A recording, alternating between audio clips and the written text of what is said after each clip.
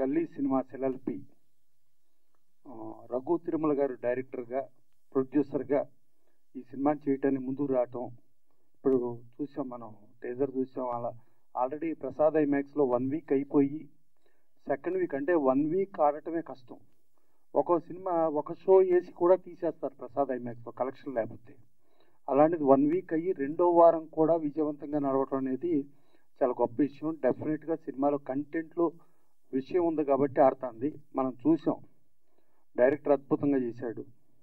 అలాగే కెమెరా మధుసూదన్ అంటే ఆయన కూడా బ్రహ్మాండంగా చేశాడు కెమెరా వర్క్.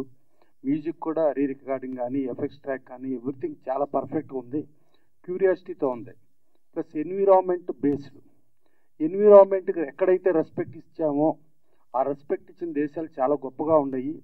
ఎన్విరాన్మెంట్ని ఎక్కడైతే ఇబ్బంది పెట్టామో ఆ దేశాలన్నీ చాలా పెద్ద సిచ్యువేషన్లో ఉన్నాయి. ఇవాళ మనం సింగపూర్ చూసుకుంటే సింగపూర్ ఎన్విరాన్మెంట్ని పర్ఫెక్ట్గా చూసుకుంటారు.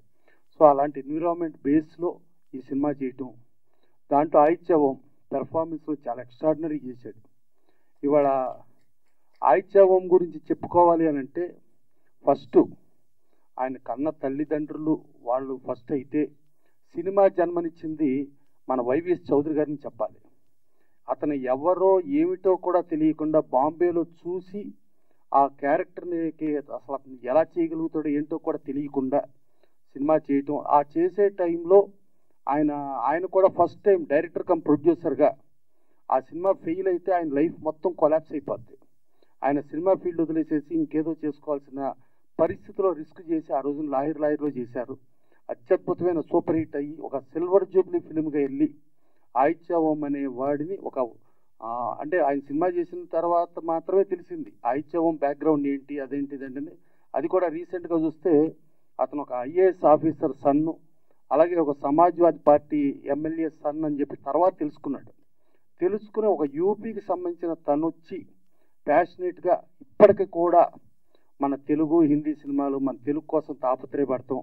అది చూస్తూ ఉంటే డెఫినెట్గా మన తెలుగు ఆర్టిస్టులు కానీ టెక్నీషియన్స్కి కానీ వీళ్ళందరికీ ఇక్కడ పని కల్పించడానికి ఒక యూపీలో నుంచి వచ్చిన ఒక కుర్రాడు ఇంత తాపత్రయపడుతున్నందుకు డెఫినెట్గా హ్యాట్స్ ఆఫ్ టు ఆయిత్యవం.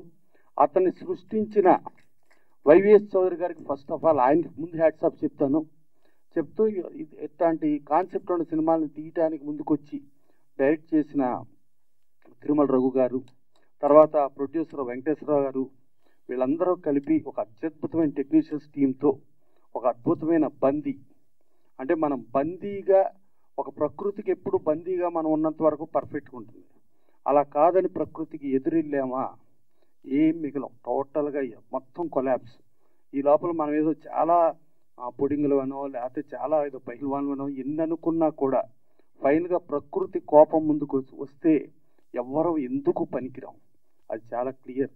సో అలాంటి కాన్సెప్ట్తో ఇవాళ ఈ సినిమా చేయటం, ఇవాళ కమర్షియల్గా కూడా ఇది ఆడటం, డెఫినెట్గా ఇట్లాంటి సినిమాలకి నేషనల్ అవార్డ్స్ కానీ ఇండియన్ పనోరమా కానీ డెఫినెట్గా ఆ జోనర్లో కూడా ఇది వచ్చి ఇది 100% సక్సెస్ అయ్యి మా రఘు తిరుమల గారికి అలాగే ప్రొడ్యూసర్ వెంకటేశ్వరరావు గారికి మంచి పేరు తెస్తూ, ఆయిత్యవం గారికి ఒక ఆర్టిస్ట్గా అద్భుతమైన పెర్ఫార్మెన్స్ మల్టిపుల్ రేంజ్లో చేస్తూ ఒక సింగిల్ క్యారెక్టర్గా చేసినందుకు ఆయనకి బెస్ట్ యాక్టర్ రావాలని మనస్ఫూర్తిగా కోరుకుంటూ థ్యాంక్ యూ.